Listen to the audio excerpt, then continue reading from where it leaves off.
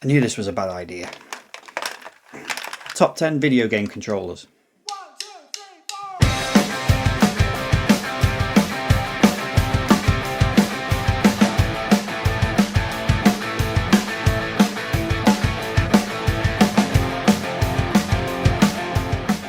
Hi everyone and welcome back to the channel. Thanks for pressing play again. Hope you're doing well. I'm man they call Pixel Paul and this is my top 10 favourite game controllers. Now, is it game controllers? Is it game pads? Is it joypads? Is it video game controllers? There's so many different variations of what you can call them. For the purposes of this video, I will probably flick between calling them gamepads and game controllers. Some I sort of think of as being gamepads and some I think of as game controllers. No rhyme or reason to it, but that's the way it is. So I've picked out 10 controllers and these are my favourite controllers. So I'm not saying that these are the greatest controllers or gamepads ever made. These are just the 10 gamepads, controllers, whatever you want to call them, that mean a bit more to me, or that I've used the most, or I just find the most comfortable to use. So just different reasons for why they're in my sort of top 10. Now there are a few sort of notable omissions from this list perhaps. So I've mainly gone for controllers that I have and controllers that I've used, and there are a few controllers and gamepads which I've used in the past which I don't have anymore, which aren't in this top 10. So for example, and this will upset Sega fans I'm afraid, but like the Master System, I've never used the Master System pad. The Sega Saturn, I had a Sega Saturn at one point, but I don't have that anymore. Sega Saturn controller and the Mega Drive controller are not too far removed from each other. So, and the other one probably Dreamcast. I was never a big fan of the Dreamcast controller. I think it looks amazing. I think aesthetically it looks brilliant, but I never really found it comfortable to use particularly. So that's not in here. The Wii U controller isn't in here either. And possibly, maybe controversially, I don't know, the Nintendo Switch Joy-Cons are not in this top 10 because I personally don't like them. I just don't, they don't feel comfortable. The buttons don't feel big enough. And I just find it uncomfortable to use, and the Joy-Con drift as well. So they didn't make the top 10 either. There are probably other omissions as well. I don't go into some of the older consoles like CD32 or the Panasonic and all those sort of. I've never really had any of those. So these are all sort of fairly standard game console controllers in a way. But this is my top 10, and we will get on with my first choice. So my first choice is possibly an unusual pick, perhaps. The console that this controller comes from obviously has another set of controls, which are probably its sort of primary control setup for the console. But I've gone for this controller because I think I use this more for when I was using the virtual console.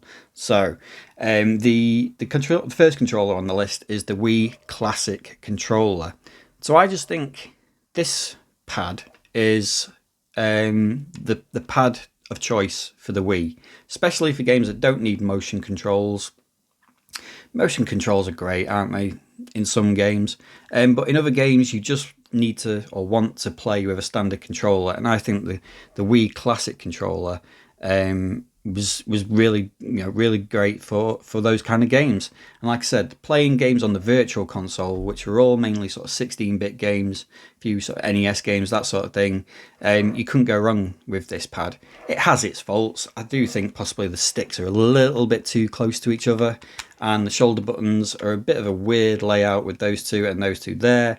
But overall, I think this pad is a really nice controller for playing retro games in a way, and it's really decent for some of the Wii games too that don't need those motion controls. So yeah, in at number 10, the Wii Classic controller. Next up, now some of these controllers I've picked because of the way they play the games that they were intended for. So obviously, like this controller, he can't compete with the likes of the newer gamepads that are out there. But for its time, and the sort of revolutionary aspect of it, I've gone next for the NES controller. Now, there's probably not a huge amount to choose between, like the NES pad and the Master System pad. They were both pretty much almost the same. Obviously, the Master System had the bigger sort of D-pad, sort of square. But yeah, I grew up with the NES, and with NES games and 8-bit gaming, it's the perfect controller for it, really. It does what it needs to. Again, sort of aesthetically pleasing. If I had to criticise it slightly, the kind of square, angular shape of it can get a little bit uncomfortable after a while, perhaps. But that's being a bit picky. It's just a very iconic looking game controller, so it had to be in the top 10, and I've put it at number 9. So yeah, I do love the NES pad, and worthy of being in my top 10. So next up, I've gone for, it's a Sega one, just to appease the Sega fans, because I needed to have a Sega controller in here, and I was always going to pick this one in the top 10 anyway. So at number 8, I've gone for the Mega Drive pad. So again, a great looking controller, really comfy to play with, really comfy to hold and to use. You could say possibly the D-pad is a little bit clunky in a way, but it's not that bad, is it really? Obviously this was succeeded by the sort of 6-button Mega Drive controller, but if you want to play Mega Drive games, you have to play it on a Mega Drive pad. Now, I know I posted on Instagram not long ago about the Sega Mega Drive Classics collection on, I think it was the PlayStation 3, which is a great collection, amazing collection with loads of great games on it.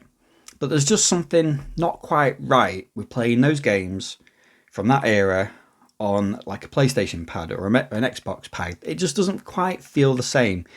Maybe it's a psychological thing, maybe it's a nostalgia thing, but if you want to play Mega Drive games, you have to play it, I think, on a Mega Drive pad. Same with like the Switch Online, it just doesn't feel quite the same. Don't know why, just maybe it's more for certain games than others. But yeah, Mega Drive pad is a lovely pad. Love the black finish on it. Still, that's my original Mega Drive 2 controller. Still has the lovely sort of sheen to it. And yeah, it's a really nice controller and one of my favourites. So that goes into the top 10 as well. And my next pick, so a bit like the Mega Drive pad, this controller is one that you have to use when you're playing on this console, obviously. But using this controller it's completely suited to the games that were made for that console, and that is the N64s. Now, no, it's not the perfect controller. It's an ugly looking thing, and possibly you could say the button layout is not the best. But in terms of sort of the revolutionary aspect of this, I mean, when this came out with the N64 and Mario 64, it was almost like a match made in heaven. Mario 64 would not have been half the game if you weren't using that analog stick. And every controller since has used that sort of directional functionality, if you like. And yeah, the N64 just again is a very sort of nostalgic game controller for me. I played a lot of games with this, and for a lot of people it was the first real sort of adventure into 3D gaming, and Nintendo pulled it off with aplomb, if that's the word, with this controller. Again, yeah, it's not the most aesthetically pleasing controller, but you can't deny how sort of iconic looking it is. There's various ways to hold it as well, isn't there? I've seen people I used to hold it like that with the middle and using the buttons. Some people hold it like that, which I can never get my head around.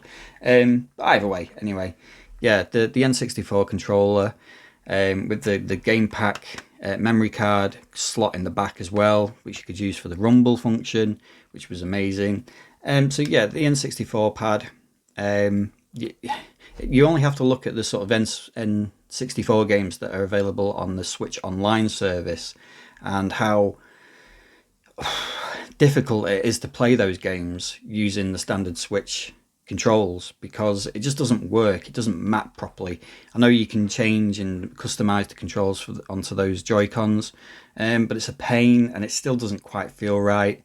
So if you are playing N64 games on the Switch, and getting one of those classic N64 controllers to go with it is pretty much a necessity.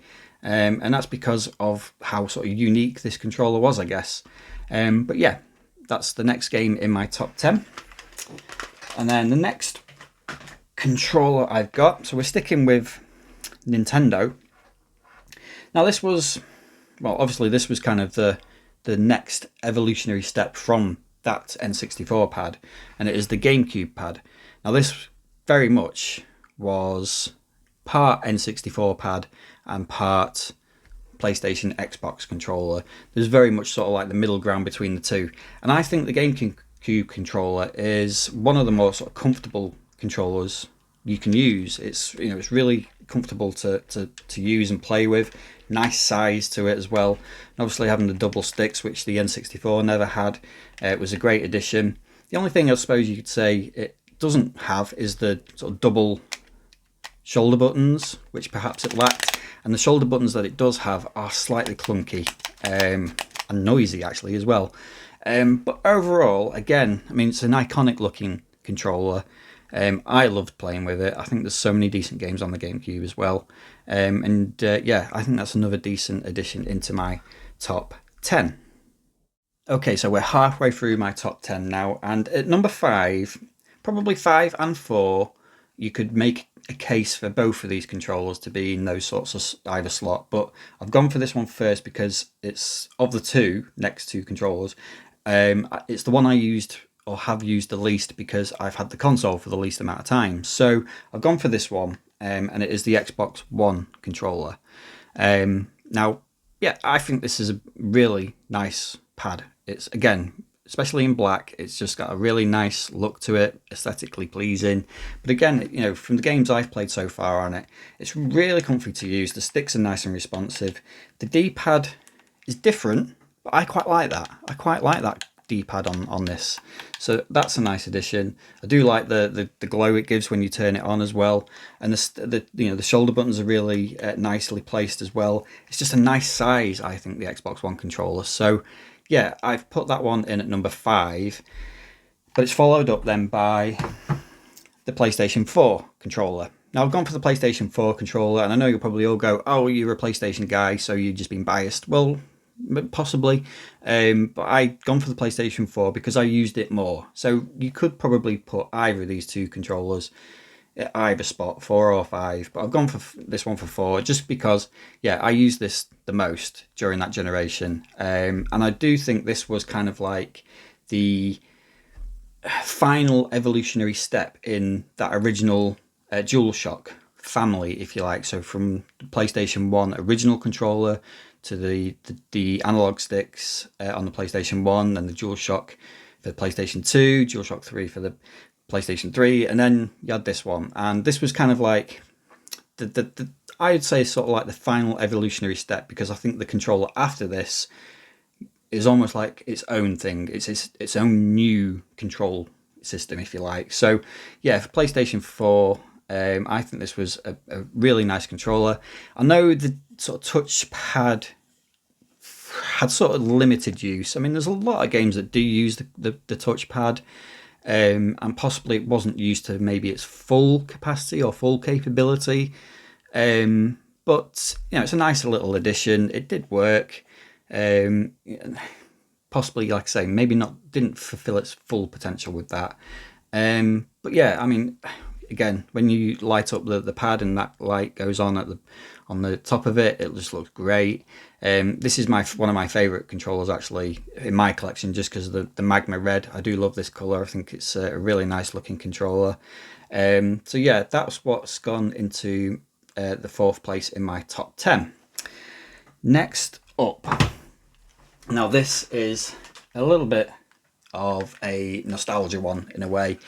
It is and it isn't. Now, I personally think this is one of the, well, it is one of the best pads ever made, I think. It's not just in my top 10 favourites. I think this would be in the top 10 game controllers ever made. And it is the Super Nintendo pad. I just think still this controller is one of the easiest controllers to get to grips with. Excuse me. one of the most sort of aesthetically pleasing looking controllers, and it just feels right. It just feels right when you're playing it. It just feels like you are totally in control of Super Nintendo games when you're playing on this. And I just think it's an amazing gamepad. Considering its age, you can still pick up this and still feel completely at home, still completely comfortable playing SNES games with this controller. I don't think you can always say that necessarily with some of the Mega Drive games with the Mega Drive pad. Controversial perhaps, but yeah, I just think the SNES pad has sort of stood the test of time, and yeah, like, I just love the look of it as well. And I have to say, I do prefer this pad that we got over here and Japan compared to the different sort of color set that was it the American version got with the sort of purpley pastel-y kind of colors that look like those Parma Violet sweets. I never quite liked the look of that color system on that controller. I think we got the better end of the deal with the four colors, which have sort of become quite iconic now, haven't they? So yeah, SNES controller into third place. Okay, into the top two, and this might not go the way you think it's going to go. Like I said, I probably am a self-confessed PlayStation guy. So you may be expecting this pad possibly to be at number one, but it's not. It's at number two, and it is the PlayStation 5's DualSense. Now, compared to the other controllers, this is obviously the newest of the lot. But I think in terms of evolutionary steps with game controllers, this is the first one where I've picked up a pad, opening the PlayStation 5 for the first time, booting it up, using this control pad. It was the first time probably since the N64 where I was blown away by the actual controller and not necessarily the console, if you like. The vibration and the haptic feedback and everything, all those sort of gimmicks, if you like, really did make a difference. I don't, again, think maybe it's had its full potential realised yet. Early days, games like Astro's Playroom and Returnal especially were just unbelievable, mind-blowing. I remember putting Returnal in for the first time and playing with this and feeling rain dropping onto the on the pad. It just was surreal and yet just unbelievable sort of feeling. So I think it's a really nice looking controller. It's really comfortable to use, not too light, not too heavy. Sticks. I know people say that the PS5 pad does have problems with stick drift. I've not come across that yet. Maybe that's something to come, but I've not at the moment had a problem with that. But yeah, there's just so many things going on with this pad. There's just so much thought gone into it. The fact that, like, again, sort of in games like Astro's Playroom, where you can use the mic on the pad to blow into it and that sort of thing, just little things like that. Not massive evolutionary things, but just little things like that just make games that little bit more immersive and clever, I suppose. So yeah, I've gone for the DualSense at number two. Brilliant controller, and I do love it. Okay, so top spot, number one. What is my favourite game controller of all time that I've used throughout my gaming life? Yeah, you may be surprised, but it's just the go-to pad that if someone says, what's your favourite game controller? I will always say this or the SNES pad perhaps. But DualSense probably has just overtaken the SNES pad a little bit. But yeah, this has been my favourite controller for a long time. I use this a lot during this generation of games. It's probably the generation where I played the most amount of games. Possibly because it was pre-kids. My daughter arrived just after sort of this generation was sort of starting to end, so I was then started to play less games maybe. But I certainly got a lot of gameplay with this pad, and it is the Xbox 360 controller. Now, yeah, it is my favourite gamepad, I think, because, like I said, I probably have used it the most. I've played probably the most amount of games through this controller. I know Xbox 360 is very sort of on trend at the moment. Everybody's talking about Xbox 360, so I'm not just saying it because of that. It is genuinely my favourite, I think, controller. I just think everything about it is just not far off being perfect, really. From the shoulder buttons, I think having the shoulder buttons with those sort of like horizontally, if you like, and those, I don't know how to explain it, but sort of having the difference of longer control buttons there and the longer there, I just think that works really well. And the sticks, again, no drift or anything like that. I've never had any problems with drift with it. I like the D-pad on it. I always, when I was playing Street Fighter 4 online, I would use the D-pad rather than the stick. It was just the way I played. And yeah, I just think it's just so comfortable to use. Not too heavy, not too light. I suppose if I had to criticise it in any way, it would probably be the use of the batteries. So obviously when it first came out, the standard was to use batteries and a battery pack, and they used to run out really quickly. But once you get yourself one of those standard sort of charging battery packs, which don't make it too heavy or anything like that, yeah, off you go. And I just think it's a really, again, iconic sort of looking controller, really aesthetically pleasing, and yeah, that's it. That is my favourite game controller, probably of all time. So that was my top 10 favourite game controllers, game pads, joy pads, video game controllers, whatever you want to call them. That was my top 10. So now over to you guys. I want to know what your favourite game controller is of all time. If you want to give me your top 10 controllers, that's absolutely fine. Get them in the comments, let me know, and I will always try and reply. And it'd just be interesting to see what your choices are. So yeah, get it in the comments, and let's get some conversation going on your favourite gamepads. Thanks for watching. As ever, if you're not subscribed to the channel, if you can hit the subscription button, that would be amazing. And I will see you for the next one.